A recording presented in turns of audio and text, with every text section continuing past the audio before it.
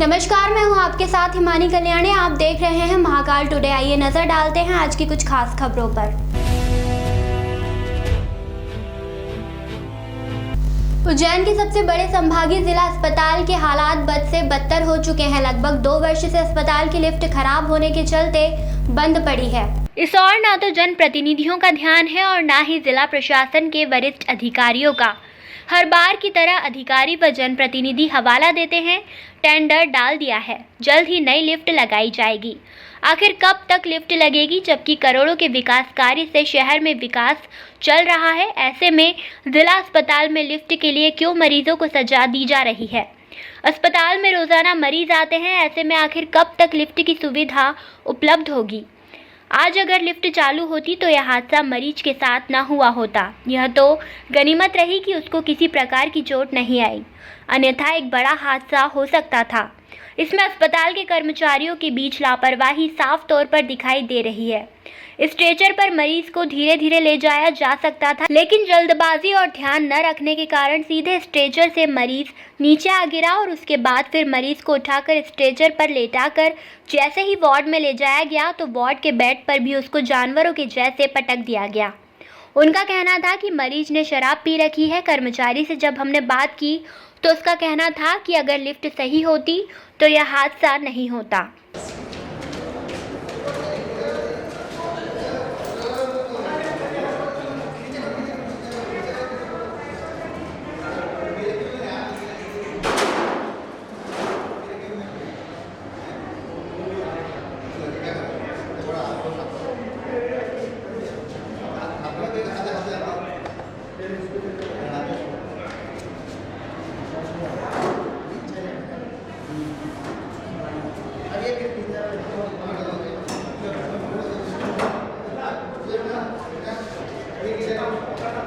देखा है वो 4 जने उठा के लाए और ऐसे कैसे ही पटक दिए पलंग पे। यूं नहीं कि उठा के ना आराम से डाले मरीज को।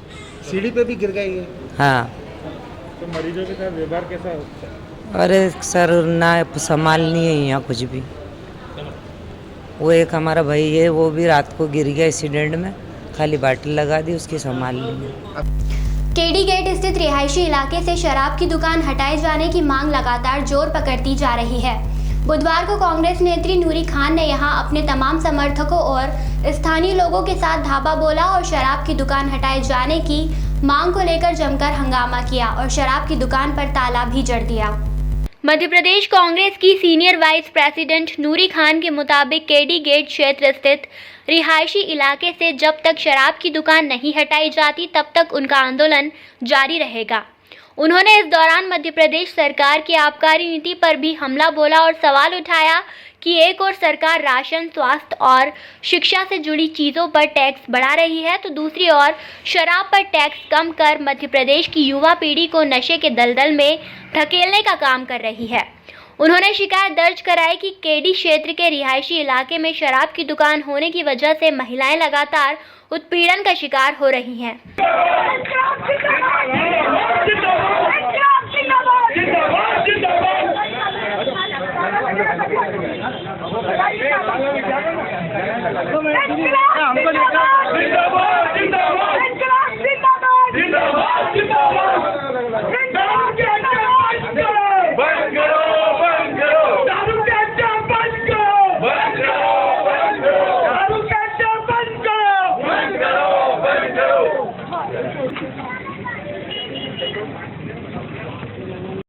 यहाँ आपको बता दें कि इससे पहले भी नूरी खान इस शराब की दुकान को हटाने की मांग कर चुकी हैं और शराब की दुकान के बाहर दूध बांटकर आंदोलन कर चुकी हैं। तभी से यहाँ से शराब की दुकान हटाने की मांग चल रही है और पिछले कुछ दिनों से स्थानीय रहवासी शराब की दुकान को हटाने की मांग कर रहे हैं।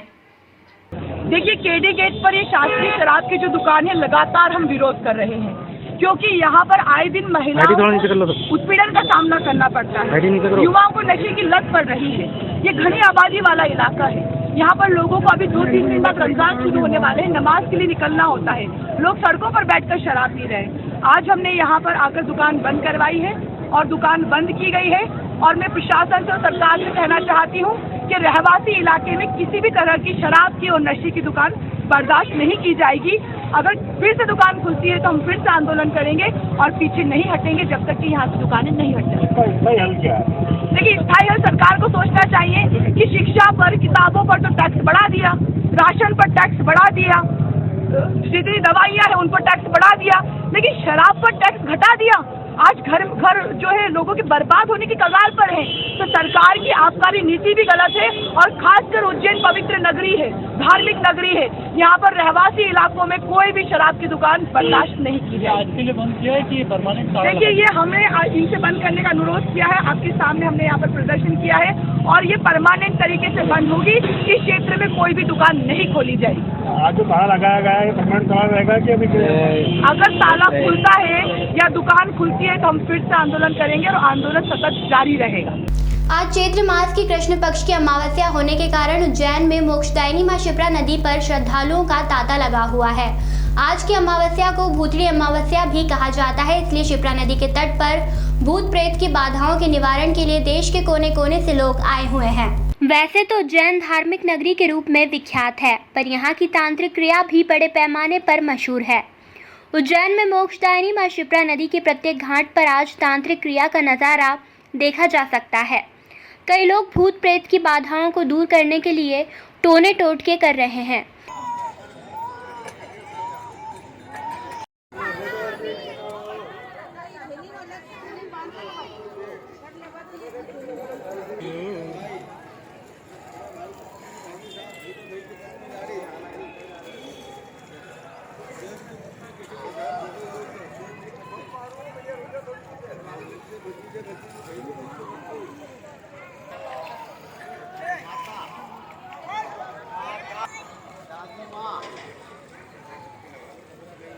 यहाँ दूर दूर से आए श्रद्धालुओं द्वारा पूर्वजों की आत्म शांति के लिए पिंडदान भी किया जा रहा है।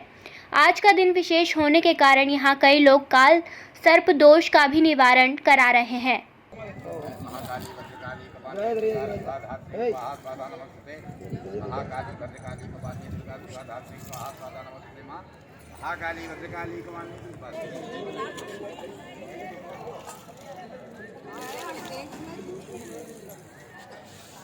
तेरा नसीब एकदम मिल गए, 4 मछली मिलते हैं, 6 मछली कब्बर वाला है, ये कौन सी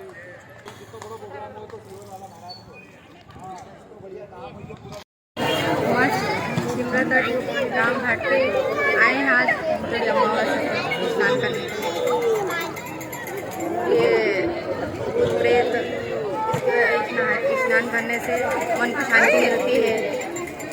किसी भी प्रकार का रोग हो, स्नान करने से बहुत शांति मिलती है। ये अवसर हमको 2 साल बाद मिला है, तो आज बहुत आनंद आ रहा है। की जो अमावस्या भूतली अमावस्या का पर्व कहलाती है, आज से जो है नवरात्रि का भी प्रारंभता होती है। भूतली अमावस्या का महत्व ये रहता है कि किसी के शरीर में कोई भूत प्रेत बाधाएं रहती है, तो आज के दिन वो अगर किसी तीर्थ पर जाके स्नान करे तो उसकी भूत प्रेत बाधा का निवारण होता है। शस्त्र अस्त्र का जो भी कर्म रूपांत फल होता है उससे मुक्ति प्राप्त होती है। किसी प्रकार का शारीरिक रूप से जो विशेष रूप से जो कष्ट होता है, जैसे कि किसी की अकाल मृत्यु हो जाना या कोई के शरीर के अंदर कोई भूत प्रेत बाधाएं आना, तो अगर वो शिप्रा पे या नर्मदा में कोई भी तीर्थ पे जाके अगर आज स्नान करता है तो उसकी कई प्रकार की व्याधि पीड़ा का निवारण होता है। रामघाट पर यमराज का, चित्रगुप्त का, धर्मराज का, पिशाच मुक्तेश्वर भगवान का स्थान है। ये पितरों के प्रेत के मोक्ष के दाता हैं, इसलिए इस तीर्थ पर इस यात्रा के दर्शन के पश्चात पुण्य फल का संपूर्ण फल प्राप्त होता है। अंतर्राष्ट्रीय मूर्ख दिवस पर 1 अप्रैल को कालिदास अकादमी में मुक्ताकाशी मंच पर 50वें अखिल भारतीय टेपा सम्मेलन का भव्य आयोजन किया जा रहा है, जिसमें प्रसिद्ध हास्य अभिनेता सुनील पाल मुंबई आकर्षण का केंद्र होंगे एवं देश के प्रसिद्ध हास्य व्यंग्य कवि कांव कांव सम्मेलन में अपनी रचनाओं से धूम मचाएंगे।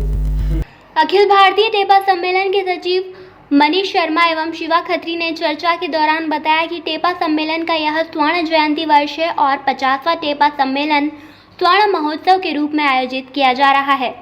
टेपा सम्मेलन के मुख्य अतिथि कैबिनेट मंत्री उच्च शिक्षा मंत्री डॉक्टर मोहन यादव होंगे। टेपा सम्मेलन में जो टेपा रूप में सम्मिलित हो रहे हैं उनमें सांसद अनिल फिरोजिया, विधायक महेश परमार, उज्जैन कलेक्टर आशीष सिंह, पुलिस अधीक्षक सत्येंद्र कुमार शुक्ल, जिला कांग्रेस अध्यक्ष ग्रामीण कमल पटेल, प्रसिद्ध चिकित्सक डॉक्टर कात्यायन मिश्र, प्रसिद्ध समाज सेवी धर्मेंद्र गुप्ता आदि हैं। सम्मेलन की अध्यक्षता विधायक एवं पूर्व मंत्री सज्जन सिंह वर्मा करेंगे। 50वें टेपा सम्मेलन में राधा लाला अमरनाथ स्मृति हास्य व्यंग्य टेपा सम्मान प्रसिद्ध हास्य अभिनेता सुनील पाल को प्रदान किया जा रहा है। स्वर्गीय सूर्यनारायण व्यास स्मृति टेपा सम्मान प्रसिद्ध कवि पद्मश्री सुरेंद्र दुबे को, सांदीपनी न्यास टेपा सम्मान प्रख्यात कवि सुरेंद्र यादवेंद्र को, रंगकर्मी भगवती शर्मा स्मृति टेपा प्रसिद्ध कवयित्री प्रिया खुशबू, टेपा कला संकेत सम्मान प्रसिद्ध शिल्पकार एवं चित्रकार देवीलाल पाटीदार को, एडवोकेट ज्ञान स्वरूप श्रीवास्तव स्मृति टेपा सम्मान पत्रकार प्रकाश त्रिवेदी को, पत्रकार मानसिंह बेस स्मृति टेपा सम्मान पत्रकार प्रदीप मालवीय को, स्वर्गीय कन्हैयालाल भूतड़ा स्मृति टेपा सम्मान छायाकार प्रकाश प्रजापत को प्रदान किया जा रहा है। पत्रकार सत्यनारायण गोयल स्मृति टेपा सम्मान पत्रकार राम सिंह चौहान को टेपा मंच से प्रदान किया जाएगा। स्वर्गीय किशनलाल जायसवाल टेपा सम्मान कवि अतुल ज्वाला को एवं स्वर्गीय रणछोड़ सिंह आंजना स्मृति टेपा सम्मान कवि आशीष आदित्य को प्रदान किया जाएगा। टेपा सम्मेलन में गणेश चिंतामण शास्त्री पंडा नहारवाला स्मृति टेपा सम्मान भी प्रदान किया जाएगा। टेपा टॉप कवि सम्मेलन में जो प्रसिद्ध कवि सम्मिलित हो रहे हैं उनमें सुरेंद्र दुबे रायपुर, सुरेंद्र यादवेंद्र कोटा, अतुल ज्वाला इंदौर, आशीष आदित्य नरसिंहपुर, प्रिया खुशबू कन्नौज आदि सम्मिलित हैं।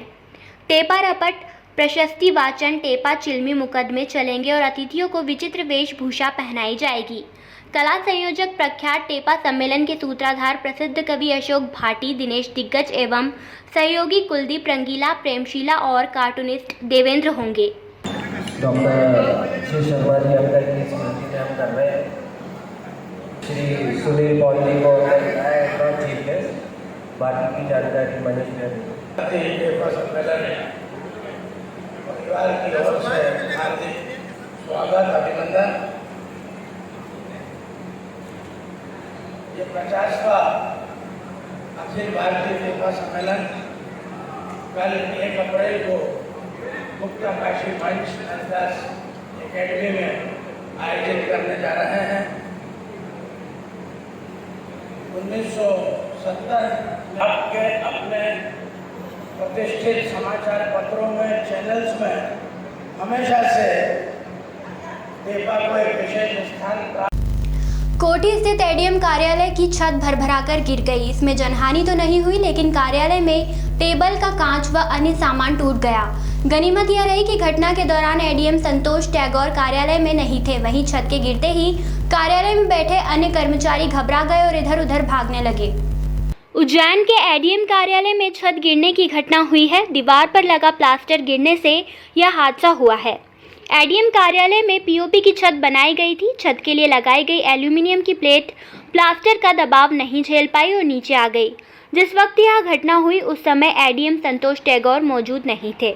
अगर हादसे के समय वे मौजूद होते तो उन्हें बड़ी चोट लग सकती थी। जर्जर छत गिरने से पूरा कमरा ही अस्त व्यस्त हो गया। अचानक तेज आवाज आई और धुएं का गुबार भी उठा। किसी को कुछ समझ में नहीं आया। बाद में एडीएम कक्ष में देखा तो पूरी छत नीचे गिरी पड़ी हुई थी। बाद में कर्मचारियों ने कक्ष में रखे सामान को हटाया। कोठी पैलेस जर्जर होने के चलते आए दिन इस तरह की घटना होती रहती है। पूर्व में कलेक्टर के बरामदे की गलियारे में भी प्लास्टर गिर चुका है। कुछ कर्मचारियों को हल्की चोट भी आई थी। कोठी कार्यालय की खस्ता हालत के चलते नया भवन का निर्माण कराया जा रहा है। बीते 4 साल में यह भवन तैयार ही नहीं हो रहा है।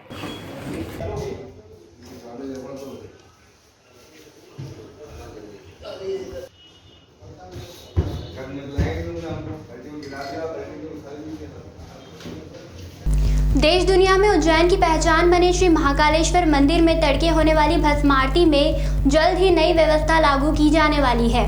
मंदिर प्रबंध समिति अध्यक्ष और उज्जैन कलेक्टर आशीष सिंह ने निःशुल्क दर्शनों की संख्या बढ़ाने और मंदिर में बढ़ते दबाव को कम करने के लिए भस्म आरती में चलित दर्शन व्यवस्था की पहल जल्द ही करने का प्रयास किया है।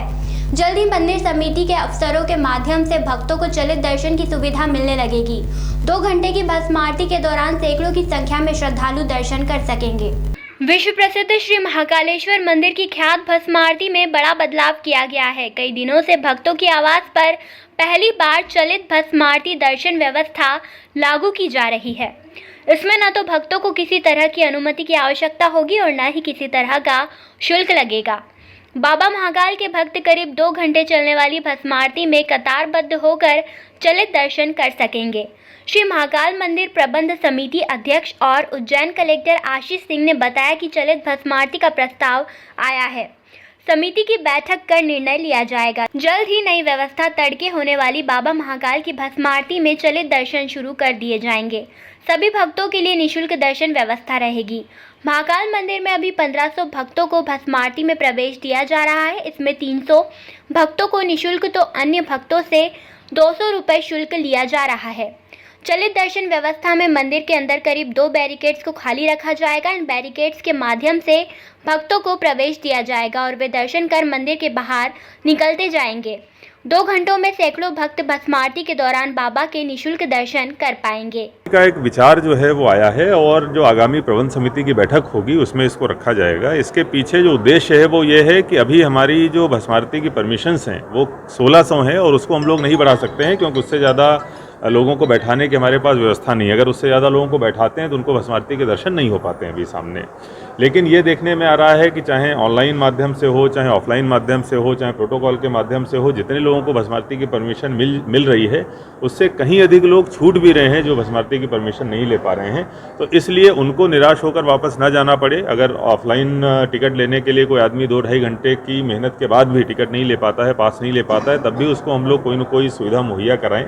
इसके लिए विचार आया है कि गणेश मंडपम की पीछे की जो 2 लाइनें हैं उनको अगर हम लोग छोड़ देते हैं और वहाँ पर चलित भस्म आरती चलती रहती है, चलित दर्शन चलते रहते हैं, बाकी शेष जगहों पर लोग आराम से यथावत जैसा पहले बैठते थे वैसे बैठे रहें। आज के अंक में फिलहाल इतना ही। अगले अंक में फिर मुलाकात होगी। तब तक के लिए नमस्कार।